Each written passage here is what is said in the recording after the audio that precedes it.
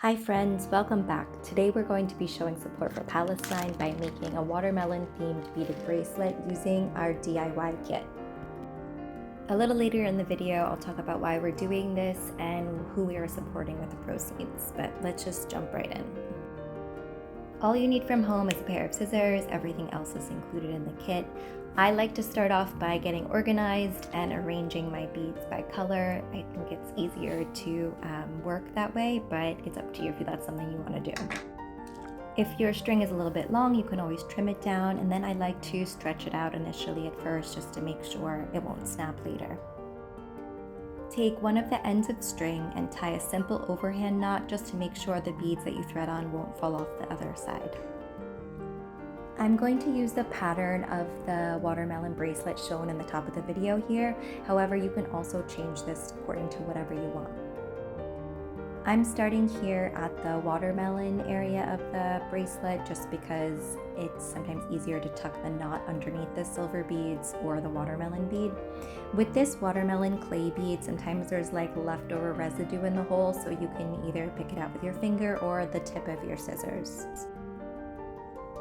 Once I thread my last silver bead on here, I'm going to start on the watermelon pattern with the first color being the darker green to represent the rind. I used 5 beads in this pattern. It's based upon what I think is the average adult wrist. However, if you have a smaller wrist or a larger wrist, you can adjust however many color beads are in each section. So once you start getting confident with the beads, you can start stacking them up like 2 or 3 at a time in order to thread them more quickly. That's not at all necessary. It's just something you can do if you feel comfortable. For my pattern here, I just did 3 of the lighter green color and now 3 of the white. For the watermelon section, I did 2 red interspersed with 1 black to represent the seeds. Here I went with 4 black seeds and then 2 red beads on either side. This is an area where it's really easy to add more beads. You can just add 1 more seed and 2 more reds, or take them away. So instead of doing 4 seeds, do 3.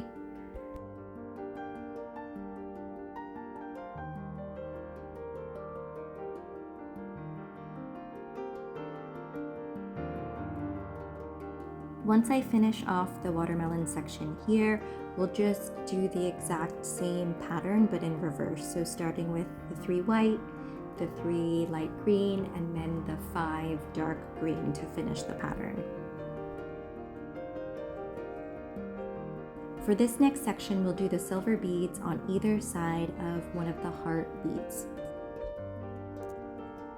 We'll do that whole watermelon pattern again here before adding 1 more of the heart beads and then finishing off with the 3rd and final watermelon section.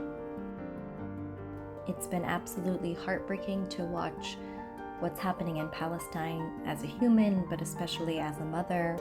Over 10,000 people have been killed now, including over 40% of them children.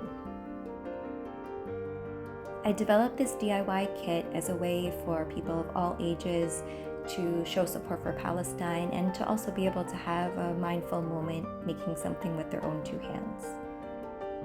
It's not much, but every little thing that we do to raise awareness or to take action counts. Profits from sale of this DIY kit will be going directly to my husband's contacts in Palestine, and in case we collect a lot more, then I've also selected Palestine Children's Relief Fund to receive any additional proceeds. One more thing I wanted to mention in the video is why the bracelet is watermelon themed. The watermelon has become a symbol for Palestine and for Palestinian resistance. Historically, Israel has banned the flying of the Palestinian flag in the past, and because the flag is the same colors as watermelon, red, green, white, and black, people used it as a covert way to signal support. Okay, I finished threading up here the whole design. I've moved down the beads a little bit here to shift them away from that knot. You can also remove it. As a secure way to tie the knot, I do a triple knot. So it's starting the same way as a double knot, but here I'll just send the end through 2 different times before pulling the second part of the knot tight. Then all that's left to do is to trim off the ends, and then you can also try to hide the knot underneath one of the beads. I decided to hide it underneath a little silver bead here. You could also easily hide it underneath the watermelon as well. Thank you so much for the people that bought the DIY kit and are providing support to Palestine. If you're watching this video and you're not able to buy a DIY kit, if you could just hit the like button, it'll also help me spread the word. Thanks so much.